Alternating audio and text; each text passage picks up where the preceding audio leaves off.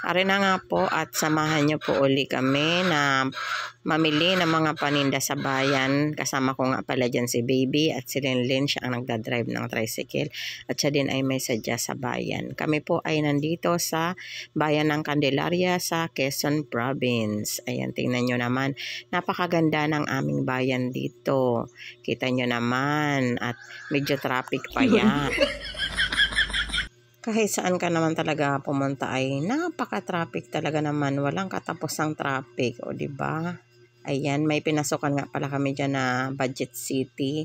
Ayan, mamimili lang ako ng mga ano diyan, yung mga egg beater at ang aking egg beater ay luma na at yung mga pang sukat-sukat ba, yung mga basta mga kailangan ko din sa pagtitinda. Kaya nakakatuwa naman at naglalakad na ang aking baby kahit papaano ay hindi na siya yung karga-karga ba at nakakapagod talaga naman. Nagiging weightlifter ako nang wala sa oras. So, nandiyan na kami sa palengke guys. Ayan, nasa tindahan na kami ni Baby ng mga fishball, kikiam, siomay. Ayan yung mga tinda ko. Namili kami dyan.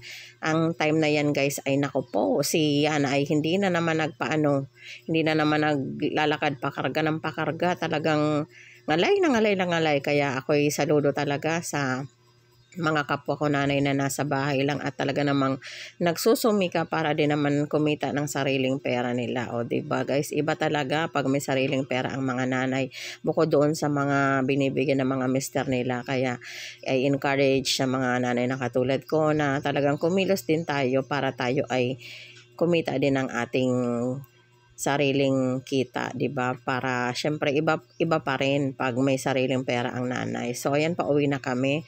Kita nyo naman ang aming barangay ay ang daanan ay mga palayan. Ayan ang barangay San Isidro, Candelaria, Quezon Province.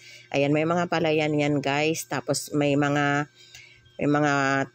lupa din dyan na hindi lang palay ang tanim, meron din mga pechay, mga kung ano yung season, yun yung tinatanim nila.